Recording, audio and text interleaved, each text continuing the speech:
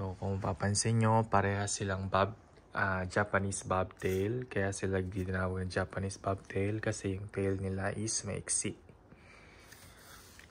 Hello, what is up guys? Good morning. So welcome back to our vlog and welcome to the Jeff and Grace YouTube channel. And today, update lang namin kayo about kay Nezuko and Nami-chan, I mean 2 cats na in-adopt namin. And ayan, papakita ko sila guys. Ayan, ito silang dalawa.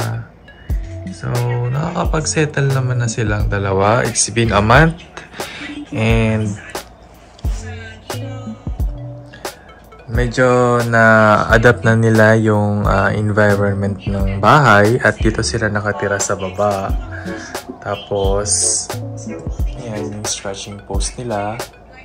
So, dyan yung nila, spot nila ng tambayan tuwing umaga. And lagi silang nakasilip dyan. Dahil meron din kasi talaga dyang stray cat na inaalagaan namin dyan sa labas. So, wala siya ngayon. Kaya't nandyan siya. Say hello! Say hello to our vlogs! So, this is Nami-chan. And this is Nezuko. Say hello, Nezuko-chan! So, nung unang mga araw ng dating nila, hindi pa sila masyadong mahawakan. Tapos tago ng tago to si Nami-chan. Tapos si Nezuko-chan naman is sobrang active din. Wala naman siyang pinagbago, ganun pa rin. At ito nga palang dalawa na to guys ay magkapatid. Ayan, magkapatid yan silang dalawa. So kung papansin nyo, parehas silang Japanese bobtail. Kaya sila ginawag ng Japanese bobtail kasi yung tail nila is maiksi. Ayan. Si Nezuko-chan is ang body niya is white and meron namang spotted color si Nami-chan. So, ang bite nila guys ngayon. Nakahawakan na namin sila. Hindi tulad nung unang dating nila.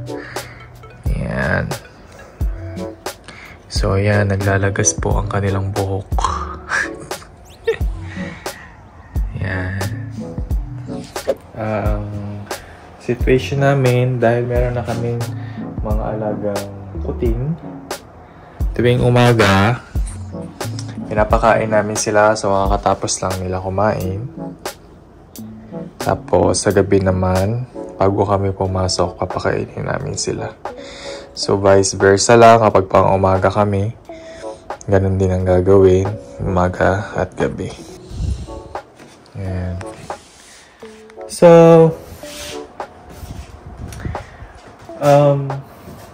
yung bahay nila, hindi na nila yan masyadong tinitirahan. Marami na siyang gamit. Hindi na nila masyadong tinutulugan yan. Tapos recently lang namin ito nilagay, kahapon lang. Kapag nandito kami sa baba, nandyan din sila sa sala. Diyan sila natutulog dito sa sofa pag nandito kami sa sofa. Itong si Nami-chan, ito yung mahilig mag-cuddle kapag matutulog na. Gustong gusto nito na nakatabi sa amin. Kasi Nezuko-chan naman, tumatabi din to pero umaalis din minsan agad. Ito naman, sobrang clingy kapag natutulog. Ayan. Ano sila? Grooming. Say hello to the vlog. Say hello. So, yun nga guys. Ang saya naman kapag may pusa ka. Tapos, syempre, may responsibility siya. Kaya kailangan lagi mong lilinisan. Tapos, gugupitan mo yung mga paws nila. Ayan o. Kita nyo yan. Haba. Nagupitan na namin yun. Okay, ano din. Ayaw magpahawak ng po. Ayan. na namin. So, yan yung mga kailangan gawin kapag may pusa na kailangan gupitan ng kuko para hindi mag-scratch ng po. Siyempre, yung bahay nyo makalat na dahil may mga balahibo na. Ayan o, dami o, naglalagas. Tapos, yung kanila namang taihan ay nandito.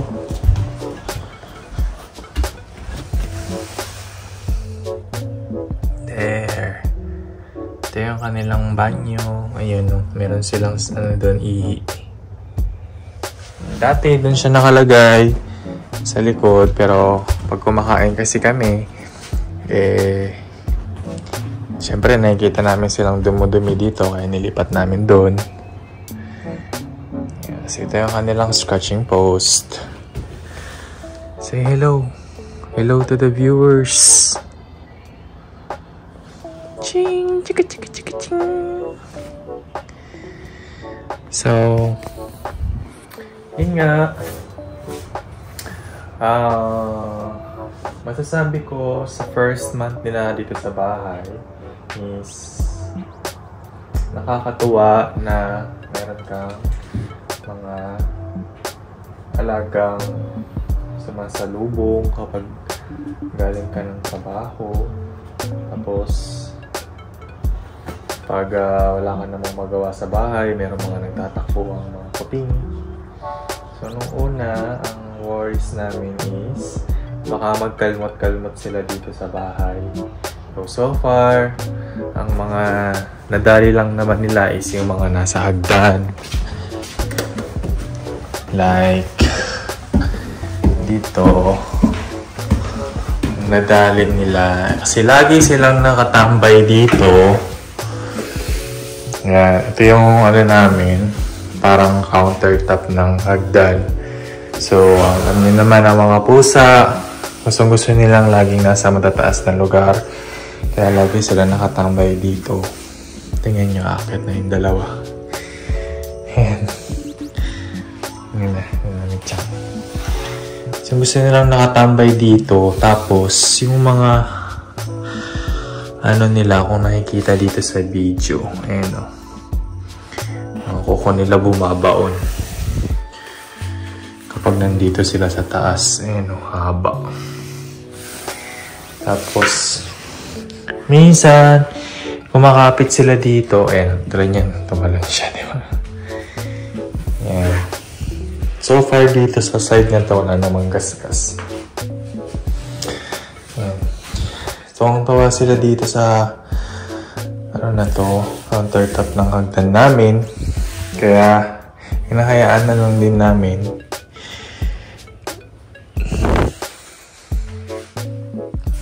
Tapos, meron silang favorite toy.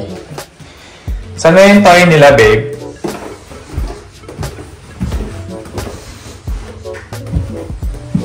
Okay, so, nandito ako ngayon sa genkan namin. Ito yung dalawa. So, ito yung laro nila. Ayan, tali lang to, pero sobrang adik na adik silang dalawa dito. Ayan o.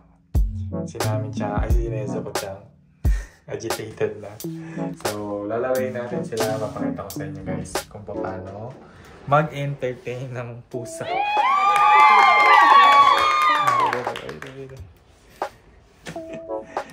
Ayan. So, ganito na mag-entertain ng pusa guys.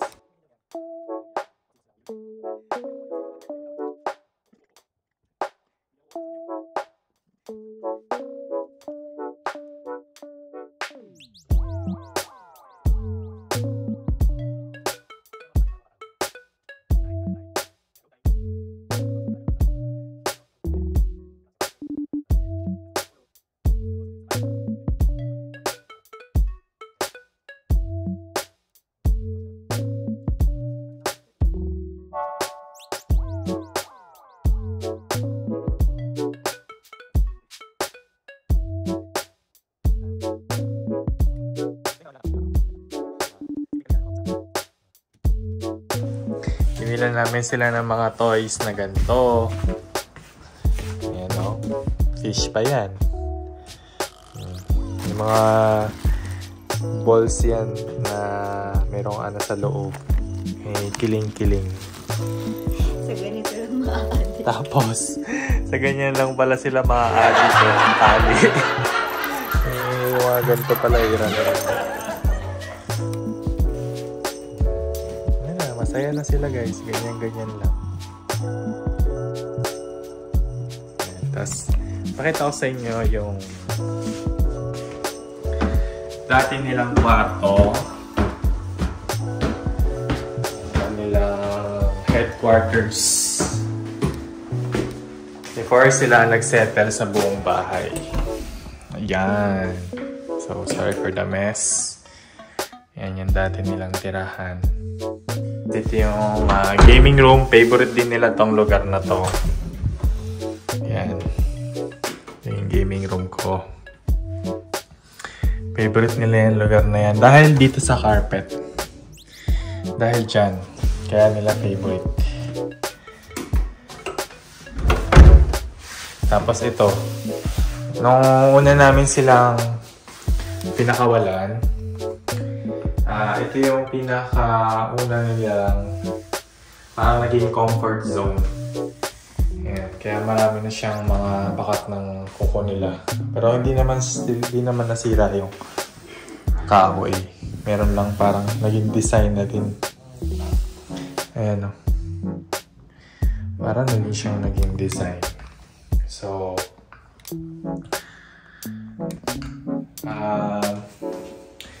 yep, that's it.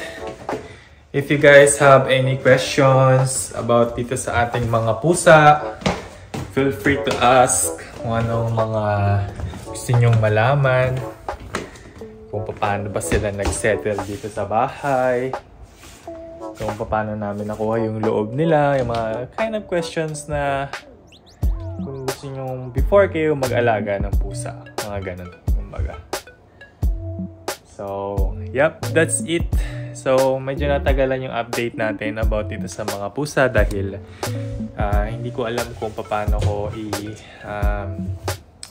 i-ano sa inyo kung ano kung paano ko i-papakilala sa inyo yung mga pusa na ano na sa amin, settled na sa amin. So, it's been a month. So, yung sa loob ng isang buwan na yun, naman din siya naging madali, I guess, kasi may times na hindi talaga sila nagpapahawak or hindi sila basta ayaw nila yung pinakikialaman sila, ayaw nila na lagi silang nakahawakan, may mga ganong times din sila, kaya pero sa ngayon kahit ano nang gawin namin sa kanila, especially kay Nami, pag natutulog kami dito sa sofa, ano na siya, yung malambing. Gusto niya lagi nakakatil.